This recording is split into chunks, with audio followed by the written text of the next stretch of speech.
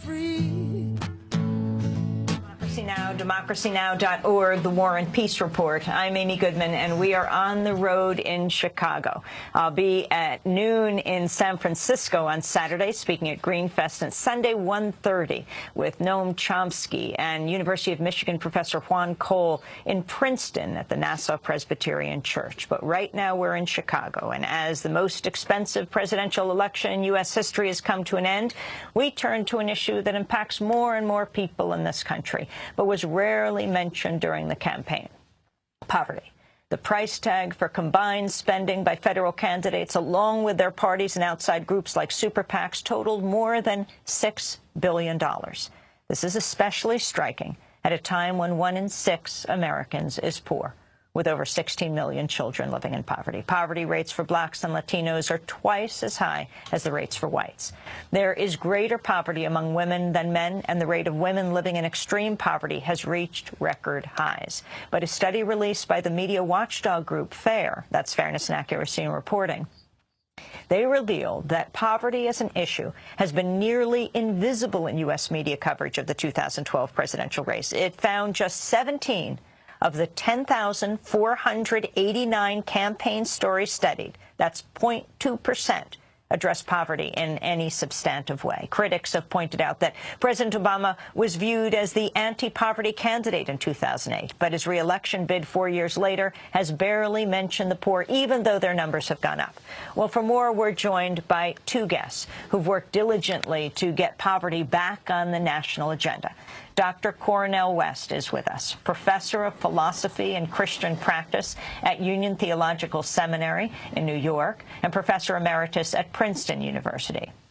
He's a New York Times best-selling author of numerous books and co-host of the radio show Smiley and Tavis, Smiley and West with Tavis Smiley. Together, they've written the new book, The Rich and the Rest of Us, A Poverty Manifesto. Tavis Smiley is a TV, radio, broadcaster, philanthropist, New York Times best-selling author. He hosts the PBS show Tavis Smiley and 2 radio shows, The Tavis Smiley Show on NPR and Smiley and West with Cornel West. We welcome you both back to Democracy Now! Good to see you, Amy. It's good to be with you. So we're right here in the president's city. In fact, he just flew out on Wednesday after his re-election.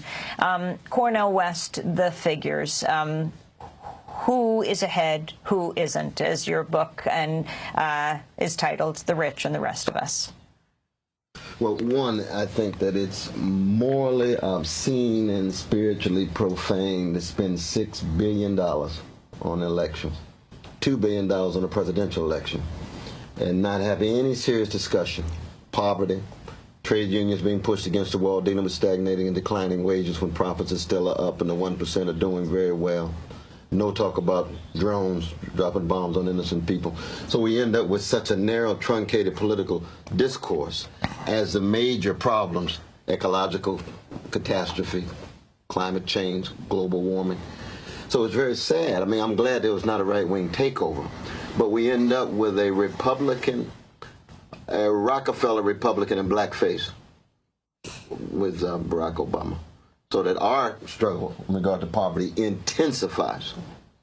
That's a pretty rough assessment of President Obama. Oh, that's what we have. That's what we have. Richard Nixon is to the left of him on health care. Richard Nixon's to the left of him on guaranteed income. And the same policies in terms of imperial foreign policy is at work. And so I was glad to see that Romney didn't win. We pushed back a right-wing takeover. We've got a right-wing mentality: cut, cut, cut, austerity, austerity, austerity. Where is the serious talk about investment and jobs, fighting the privatizing of education, and the empowerment of trade unions? And so our battle is just beginning. We have yet to take off the gloves, and we've been fighting intensely. President Obama said to Harry Belafonte, according to Harry, "Why don't you and Cornel West cut me some slack?" And Cornel and Harry Belafonte responded, "What makes you think we're not?" That's exactly right. I want to ask you about Bill O'Reilly, Tavis Smiley. I don't know if you were watching Fox on election night, but this is what Bill O'Reilly had to say about the outcome of the election. So what's your sense of the evening? I mean, you look at these exit polls, you look at the, My sense of the evening is if Mitt Romney loses in Ohio, the president is reelected. How do you think we got to that point? I mean, President Obama's approval rating was so low, and obviously this is hypothetical. We don't know who's even winning right now, never mind who won. But how do you think it got this tight? Because it's a changing country. The demographics are changing. It's not a traditional America anymore. And there are 50% of the voting public who want stuff. They want things. And who is going to give them things? President Obama. He knows it, and he ran on it. And whereby 20 years ago, President Obama would have been roundly defeated by an establishment candidate like Mitt Romney. The white establishment is now the minority. And the voters, many of them, feel that this economic system is stacked against them, and they want stuff. You're going to see a tremendous Hispanic vote for President Obama. Overwhelming black vote for President Obama, and women will probably break President Obama's way. People feel that they are entitled to things, and which candidate between the two is going to give them things. That was Bill O'Reilly, Tavis Smiley. Yeah. Well, you asked a moment ago whether I was watching Fox on election night, and the answer is no. This is precisely why I wasn't watching Fox on election night. It's also why I don't watch a lot of MSNBC either. I don't like being spun to the right, and I don't like being spun to the left. What I prefer is to get at some truth, and that's why I appreciate Democracy Now! And other programs that are trying to get at the hard truths that Americans don't want to deal with. I don't know where to start in terms of deconstructing and dissecting what I just heard. I will tell you this. This is precisely why the Republicans lost.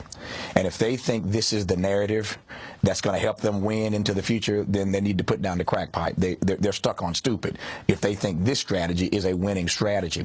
The reality is simply this, and you've discussed this on this program, so this is nothing new, obviously.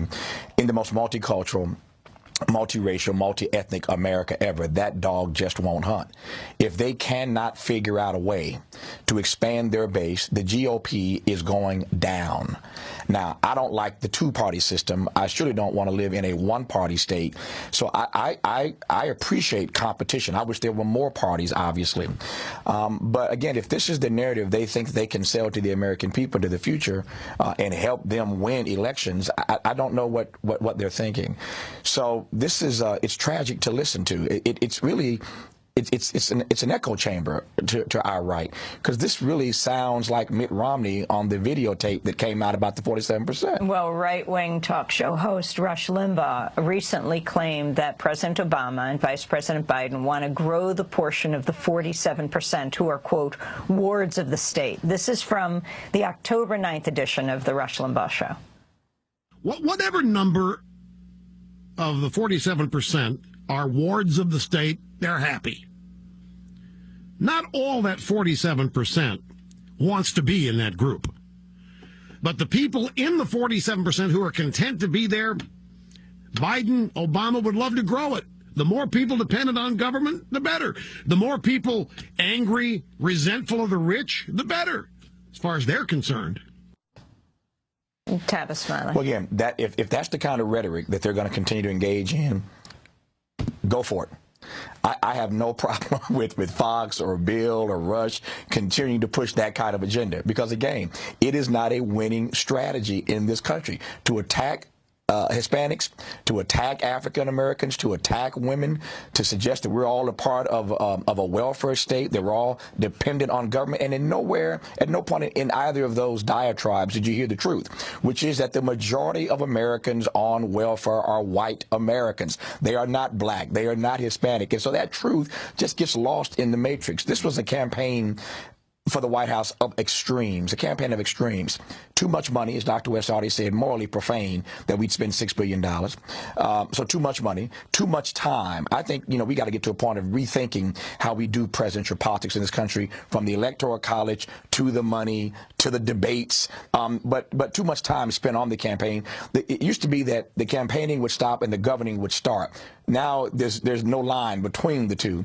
And thirdly, too many lies told. And these are examples, again, of the lies that we heard in this campaign. The fact checkers had to work overtime in this campaign to try to get the truth to the American people. So a campaign of extremes, it's time for us to rethink how we do presidential politics. But again, if this is the storyline that they want to run, let them run it, because they're going to run themselves into oblivion with this. You know, but the lie at the center of both of them, Brother Rush and Brother Bill, the white liberal establishment is not a majority. The elite white liberal establishment is a minority. The white poor is not part of that. The white working class is not part of that. If you really want to talk about being dependent on government, $16 trillion for Wall Street, not one of them going to jail involved in criminal activity linked to predatory lending, market manipulation, or insider trading. The government protects them. Jamal gets caught with a crack bag, he going to jail. But Mr. McGillicuddy gets caught on Wall Street, he's protected by the government. Neither administration, Bush, Obama, have any investigations, no prosecutions at all. So the folk who are really dependent, they get interest-free loans for the Federal Reserve. Wouldn't it be nice if students could get interest-free loans? So Rush and Bill, they got to tell the truth. The white elite is very dependent on government. They get welfare anytime they want it, with no strings attached. So that's the lie at the center of both of their views. And it's not majority. White brothers and sisters are catching hell who are not part of the 1%. I wanted to go to the issue of the whole discussion that you're engaged in, pushing President Obama from the left. In September, at the Democratic Convention, Democracy Now! Hosted a debate on Obama's record with Glenn Ford, executive editor of Black Agenda, and Michael Eric Dyson, the author and MSNBC analyst, Georgetown University professor. This is what Michael Eric Dyson had to say.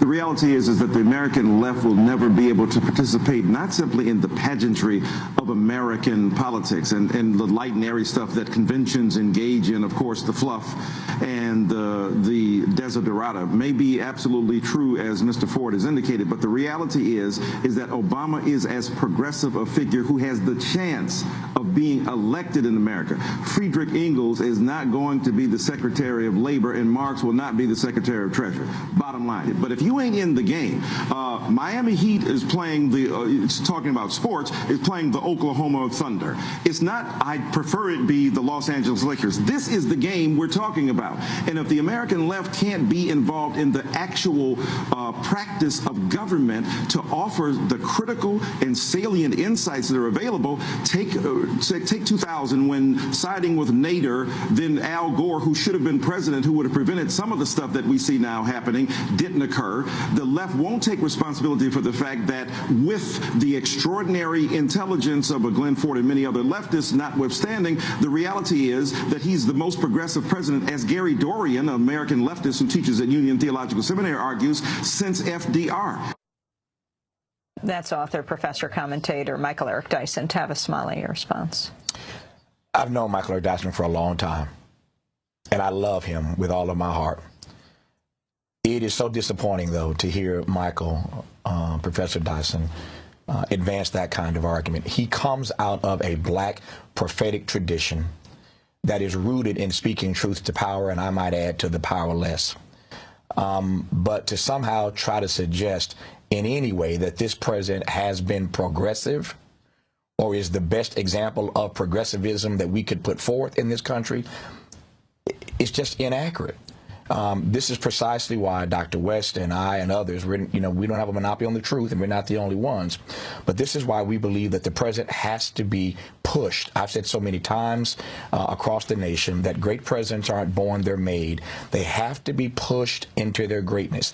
There is no Abraham Lincoln. I just saw the movie coming out this weekend, I think, The Lincoln Project.